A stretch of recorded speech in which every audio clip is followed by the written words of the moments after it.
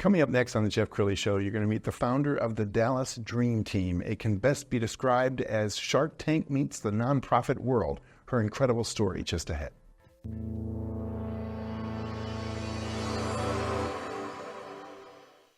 Many are predicting that the worst is yet to come, which is unfortunate, said one person here. Until now, they've enjoyed the reputation of being the nation's icebox. Watched a burglar in his home this morning by webcam. As a journalist of over 25 years, stories are what make my world turn. Reporting live from the Dallas newsroom tonight, Jeff Crilley, Fox 4 News. But in 2008, I took the jump from my familiar life and started a PR firm from my home. We're talking about anyone with a camcorder like the one I'm using becomes a television network. We started slowly growing the company, and we now have over 100 clients, and we've branched into the world of live digital broadcasting. I now own 8 different TV studios and have a huge team, and the stories that I now get to share are sometimes the most important of my life. Life has a funny way of coming around full circle. This is the Jeff Crilley Show. Well, how many of us can relate to this story? You're kind of cruising along, doing your thing, and then God puts something on your heart, and you cannot unthink it, you can't unhear it. Well, that happened to my next guest, Liz Morris. She is the founder of the Dallas Dream Team. Thank you for coming on the show. Thank you for having me on the show. Okay, 2018, what happened? So I was invited by a good friend of mine to go down to the streets of Dallas and minister. What I thought we were going to be doing is ministering to people that lived on the street. And so, of course, I said yes. But the night before I went, I got an email that said, be sure and wear closed-toed shoes so your feet don't get hit with infected needles. And I thought, oh, my goodness, maybe I'm going to some place I didn't really realize how dangerous it was going to be. So I went down there in my tennis shoes. We met that morning, and when we got to the Salvation Army, which is where the lady that ran the ministry, we used their van, she got in the van with me, and she said, have you ever been down here before? And I said, no, ma'am. And she said, do you know the rules? And I said, no, nobody's told me the rules. And she looked at me almost scared and said, you don't know the rules? And I said, no, can you tell them to me really quickly? And she said, well, we are going to where the police have deemed it's the most dangerous spot in Dallas. It's so dangerous, we're going to have police surveillance. And so my heart started racing a little bit, and I thought, okay, so we get down there, and it didn't feel very scary, but all the windows and doors were barred. The place that we parked was gravelly and old, and there were bars on the windows of it. It was like a convenience store. And so I asked her right before we got there, are there going to be any men here with us? Because it was just me and my friend. And she said, well, there's going to be Joe. He's about 80. And I said, 80? What can he do to help us if something happens? And so anyway, so we get there. And it was a typical morning. It was 7:30 in the morning, and they had food in the back of the van that they were handing out to people that were on the streets. And when I say food, it was more like health bars and just things of that nature, whatever. And I said, can I be the one that hands out the food? And she said, yes. She said, Joe is going to be bringing some tacos, so you can hand out the tacos. So as we sat there, all of a sudden, these 2 girls come up, and one of them had her arms folded, and they didn't look very friendly, and they didn't know who Elisa and I were, because we were new coming down there, and they didn't like us being there, I could tell. And they wouldn't speak to us or anything. And so when the founder of that nonprofit came over to me, I asked, who are these girls? And she said, well, those 2 were sexually trafficked here from Mexico. One of them had family here, but they wouldn't take her. And so they had been on the streets living underneath a bridge, and they were IV drug users. So I watched them, and then there was all kinds of things that happened that day. I saw things that day that I have only seen in movies. I met pimps, I met watchers, I met IV drug users, I met a girl that was a gangbanger. She had actually murdered people. I met transvestite prostitutes. I saw things that I'd never seen. And I think, Jeff, the most scary thing that happened that I really didn't realize that was going to have a pivotal change in my life for me was there was a young man that was walking by pretty quickly. So I reached out to him and said, hey, would you like a taco?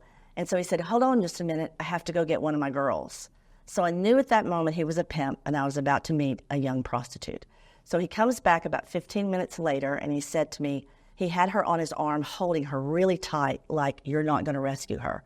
This is my girl, and she's going to stay here with me. So they walked up to me, and I looked at her, and I said, hey, sweetie, would you like a taco?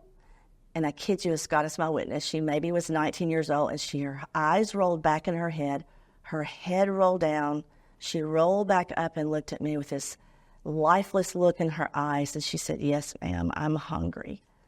So I turned around and fixed her a taco, gave it to her, and then I looked at him with a whole different look on my face. I said, "Are you ready for yours?" Because I'm thinking, you've just abused this girl or sent her out to be abused all night long. And so anyway, I turned around to fix the taco for him, and that's when the Holy Spirit spoke to me, and I had an aha moment in my life. And as I'm fixing his taco, I hear the Holy Spirit say to me, "I love him just as much as I love you and her." And it was a moment for my life. So I turned back around, and when I turned back around to hand him his taco, I looked at him almost through the eyes of the Lord in love. And I didn't see a pimp and a prostitute. I saw two people so desperate to know the gospel of Jesus Christ that I knew that God had put me there for a reason. And so as the day progressed, I saw so many different things that I cannot even explain to you. But the last one was a gentleman at the second location that we went to.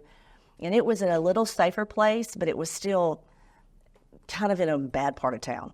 And so anyway, so I was there by myself because everybody else had gone to set up IV drug using. They did those tests that day and get more food. So I was literally by myself. And so I'm in the back of the van fixing the food and getting it ready again. And I hear this, hello. So I turn around, and literally when I turned around, I had to look all the way up. He was like 6'7", and he had no front teeth. His toes were all painted different colors. His fingernails were painted different colors. And he said, "Hi, I'm Diamond." And he stuck out his hand. And so I shook his hand, and I said, "Well, hi, Diamond. I'm Liz." And I said, "I know a song about you." He goes, "You do?"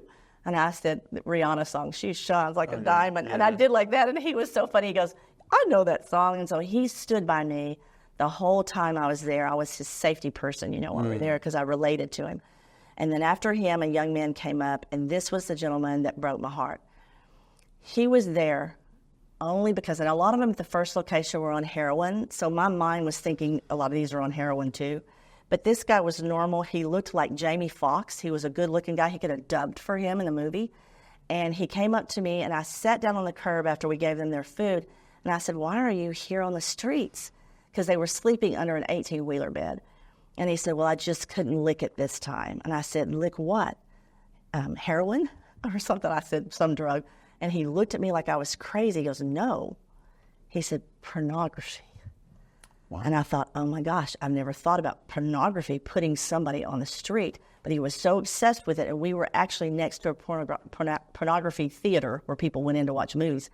And so anyway, I told him that day, "If you will come with me, I will take you right now. I will rescue you right now." He was precious. Wow. And he had a girlfriend that was pregnant. And anyway, I kept begging him to come with me. And he said, "I just can't." And he said, "I promise you, maybe in a week or two, I'll psych myself up and I'll go get help." So right before we left that day, there were matches there that Joe had brought, and they had the rescue numbers with the Salvation Army's phone number in there. So I went up there to where he was. He was sweeping the concrete. And I said, "Curtis," his name was Curtis, "if you're out there, I hope you're okay." But anyway, I said, "Curtis," I said, "please let me take you with me." And when he turned around, he had tears rolling down his eyes. He wanted help so bad. Wow. But anyway, he didn't let me. But that day we rescued 4. Liz, incredible journey. Let's go ahead and pull up the website. And as we scroll down the website, I want you to talk about the mission and ministry of the Dallas Dream Team. So this is how the Dallas Dream Team was started. So I went home that night, and I told my husband, "There's stuff in our backyard that I've got to do something about. I don't know what I'm going to do, but I've got to do something to help these people." And so I sat on the board of directors for another sexually trafficked nonprofit at the time, and she was awarded a grant. And so I went there to hear about her grant. And so I wanted to give my money and participate with these grant-giving organization. And they were full. And so they wouldn't let me. And so when I turned around to go home, I hear the Lord say to me, "You can do this." And I remember saying back, "No, I can't. I'm too busy." But anyway, I did it 7 months later, and that's how the Dream Team was started. Wow. And how much money have you awarded so far? It's over $400,000 to local Christian nonprofits. Yeah. You're also drawn to Pakistan. And before we run this clip, I want you to kind of set it up. What is it about Pakistan that draws you? Okay. So I have a friend who's a missionary, and she's younger. She calls me Mom Liz. And she travels all over the world. And she came home from Pakistan right before COVID, and said, "I've met a pastor there who wants to start an orphanage. He has 4 little girls of his own, and a lot of the children in Pakistan are dying because they have a lot of torrential flooding. And then COVID killed a lot of parents as well. And if you're a Christian in Pakistan, you cannot go to the doctor. They won't help you if they find out. So she said, he really wants to build an orphanage, but we've got to raise the money. I said, well, how much money? And it wasn't that much money. But anyway, it was for us. So I went to the Dream Team, and I said, hey, ladies, do you want to build an orphanage in Pakistan and we can eventually house 100 children there? And they were like, yes. So we built an orphanage in Pakistan, and I separated it and made it Liz Morris Ministries. But we put 30 children in it March the 1st of this year. Wow. And then we're about to add 11 more. And I get to see pictures of them. We get to talk to them. It's awesome. All right, we have 2 different videos. We're going to roll the first one right now.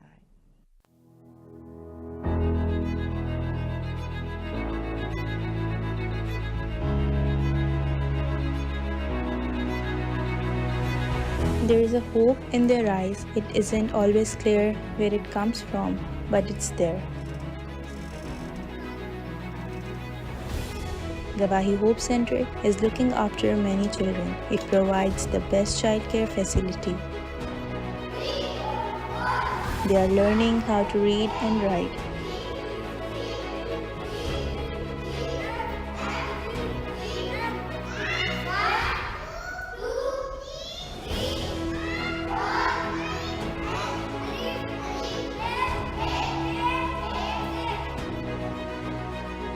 Nourish food to the children, happy life with pleasant atmosphere, bringing smile on every face. God bless Gawahi Hope Center. Thank you Liz Morris Ministries for your kind and generous support for orphanage in Pakistan.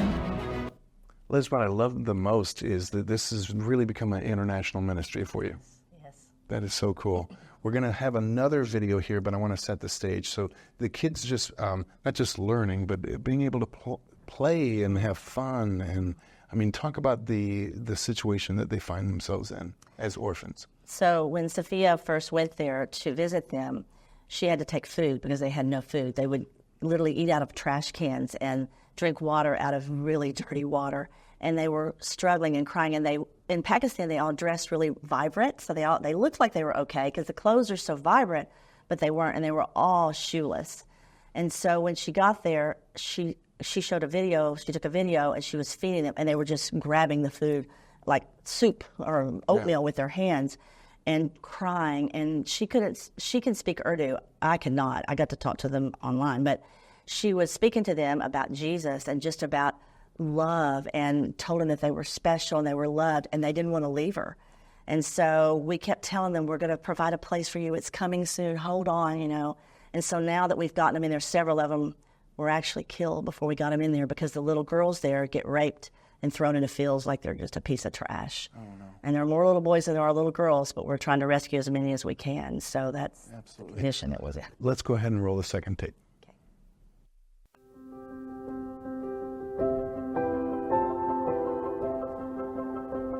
Greetings from orphanage in Pakistan.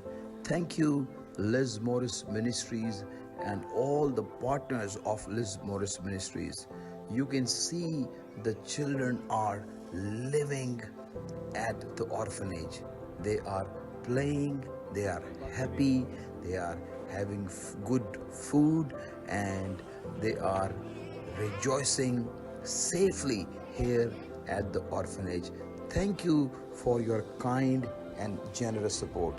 Keep praying for their schooling and everything that God will provide through Liz Morris Ministry and all the partners, so we can bring them, give them a bright future and a wonderful Christ-centered training so they can impact the tribes and the nation for Jesus. Keep praying and thank you.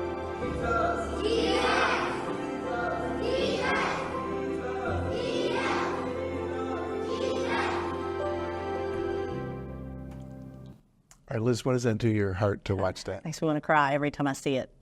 Yeah, so beautiful. I also want to talk about your book, Bringing Hope, Life-Changing Wisdom for Christ Followers, and we've got a full-screen graphic. Tell us about the book.